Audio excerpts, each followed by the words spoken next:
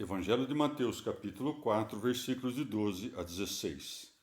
Tendo ouvido que João fora preso, retirou-se para a Galiléia. Depois, deixando Nazaré, foi habitar em Cafarnaum, situado junto do mar, nos confins de Zabulon e Neftali, cumprindo-se o que tinha sido anunciado pelo profeta Isaías, quando disse: Terra de Zabulon e terra de Neftali, terra que confina com o mar, pois país além do Jordão, Galiléia dos gentios. Este povo que jazia nas trevas viu uma grande luz, e uma luz levantou-se para os que jaziam na sombra da morte. Palavra da salvação. Comentário: Mateus 4, de 12 a 16. São Jerônimo. Nazaré é uma aldeia na Galiléia, ao lado do Monte Tabor. Cafarnaum é uma cidade na Galiléia dos gentios, ao lado do lago Genezaré, e por isso é chamada de Marítima.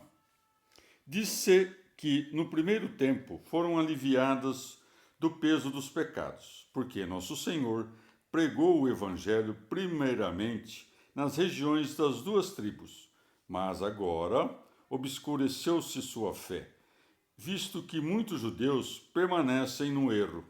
Aqui, o lago de Genezaré, no qual desemboca o Jordão, é chamado de mar. Em suas margens se encontram Cafarnaum, Tiberíades, Betsaida e Corazim, região onde Cristo mais pregou.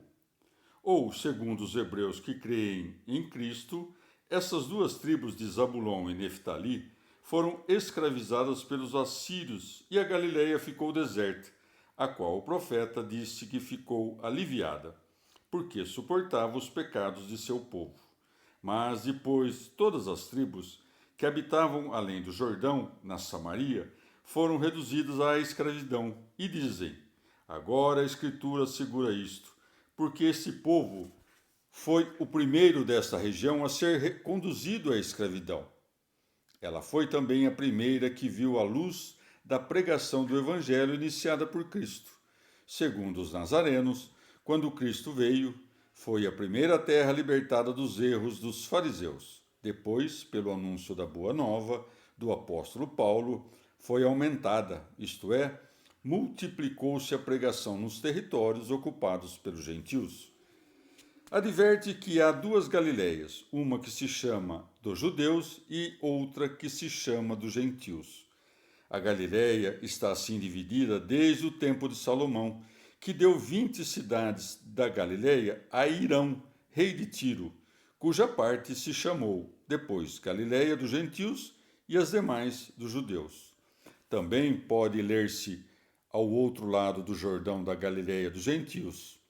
Assim direi: para que o povo que permanecia ou andava em trevas visse a luz, luz de nenhum modo pequena como a dos outros profetas, mas grande, ou seja, fala-se da luz daquele que diz no Evangelho: eu sou a luz do mundo, João 8,12. Prossegue: e uma luz levantou-se para os que jaziam na sombra da morte. Considero que entre a morte e a sombra da morte só há a seguinte diferença: a morte é própria daqueles que desceram ao inferno com suas obras. Já a sombra da morte é própria daqueles que pecam, mas que ainda não saíram desta vida, porque, se quiserem, podem fazer penitência. Evangelho de Mateus, capítulo 4, versículo 17. Desde então, começou Jesus a pregar: fazei penitência, porque está próximo o reino dos céus. Palavra da salvação. Comentário: Mateus 4, 17. São João Crisóstomo. Por isso, não pregou até que João fosse feito prisioneiro, porque temeu que o auditório se dividisse, ou, não tendo Batista feito nenhum milagre, toda a gente seria arrastada para Cristo pelos milagres. Cristo inicia sua pregação de modo sábio, não de modo a espezinhar a doutrina de João, mas para confirmá-la e demonstrar a veracidade de seu testemunho. Veja-se que nesta pregação nada diz de si mesmo, coisa que, em verdade, era muito conveniente, porque ainda não tinham uma opinião decente sobre ele. Começando, pois, não disse nada grave e oneroso como havia feito Batista, que o machado estava preparado para cortar a árvore e outras coisas semelhantes, mas, no princípio, anunciou coisas benignas, evangelizando o reino dos céus. Evangelho de Mateus, capítulo 4, versículos de 18 a 22. Caminhando ao longo do mar da Galileia, viu dois irmãos, Simão, chamado Pedro, e André, seu irmão, que lançavam a rede ao mar, pois eram pescadores. Segui-me, lhes disse, e eu vos farei pescadores de homens. Eles, imediatamente deixadas as redes, o seguiram. Passando adiante, viu outros dois irmãos, Tiago, filho de Zebedeu, e João, seu irmão, que estavam numa barca juntamente com seu pai Zebedeu, consertando as suas redes, e chamou-os. Eles, imediatamente, deixando a barca e o pai, o seguiram. Palavra da salvação. Comentário Mateus 4, de 18 a 22. Santo Agostinho. Não escolheu reis, senadores, filósofos ou oradores, mas plebeus, pobres e ignorantes pescadores. Com efeito, se fosse eleito um douto, talvez dissesse que foi eleito porque, pela sua ciência, o mereceu. Nosso Senhor Jesus Cristo, no entanto, querendo dobrar os pescoços dos soberbos, não buscou um pescador por meio de um orador, mas ganhou um imperador por um pescador. Cipriano foi um grande orador, mas Pedro, o pescador, veio antes dele.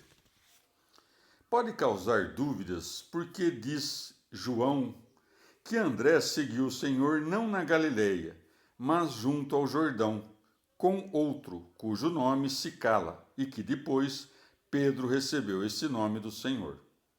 Os outros três evangelistas dizem que foram chamados da pesca, e nisto estão satisfatoriamente conformes Mateus e Marcos. Porque Lucas não nomeia André, o qual, segundo se sabe, estava na mesma barca.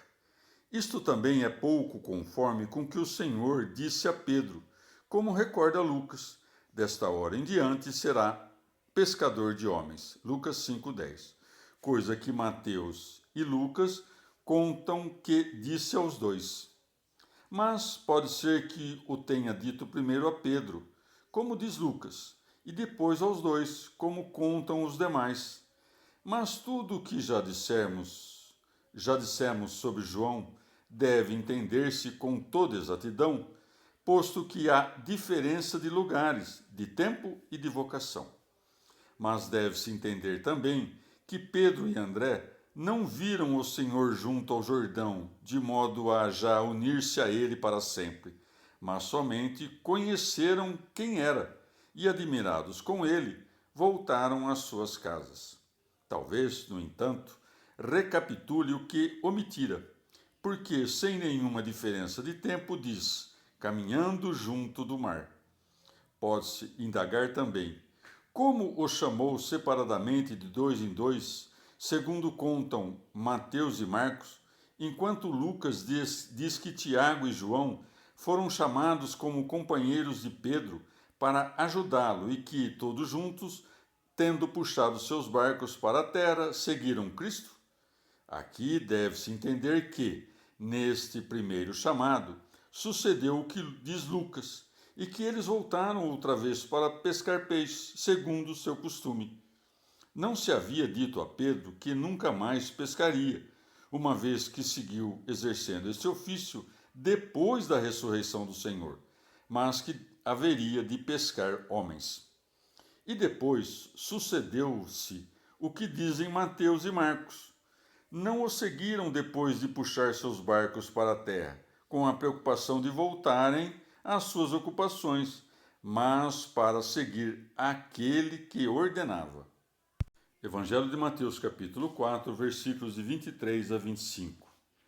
Jesus percorria toda a Galileia, ensinando nas sinagogas e pregando o evangelho do reino e curando todas as enfermidades entre o povo. A sua fama espalhou-se por toda a Síria, e trouxeram-lhe todos os que tinham algum mal, possuídos de vários achaques e dores, possessos, lunáticos, paralíticos e curava-os. Seguiram-no grandes multidões da Galiléia, da Decápole, de Jerusalém, da Judéia e de além do Jordão. Palavra da salvação. Comentário. Mateus 4, de 23 a 25. São João Crisóstomo. Também ensinava os judeus porque não era inimigo de Deus, nem sedutor de almas, mas tinha vindo com o consentimento do Pai. Deve-se considerar que Deus, quando faz algo de novo, como uma alteração política, tem o costume de realizar sinais, oferecendo penhores de seu poder aos que hão de receber sua lei.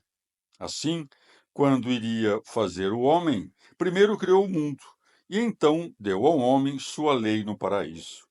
E quando havia de dar sua lei ao santo Noé, fez coisas absolutamente inadmiráveis. E, do mesmo modo, fez grandes prodígios quando havia de dar sua lei aos judeus, e depois a ele impôs os preceitos da lei. Assim sucede aqui. Quando havia de introduzir essa sublime disciplina de vida, firmou a autoridade de seus mandamentos pelo brilho dos milagres. Como o reino eterno que ele pregava não podia ser visto, manifestava-o por aquilo que era visível. Observa a moderação do evangelista, porque não nomeia cada um desses casos de cura, mas, em poucas palavras, manifesta a abundância dos milagres. E segue-se: e trouxeram-lhe todos os que tinham algum mal. Não exigiu a fé de nenhum dos que havia curado, posto que ainda não havia feito demonstração alguma do seu poder. Ademais, não haviam mostrado pouca fé os que vinham de longe ou traziam doentes. Prossegue: seguiram-no grandes multidões.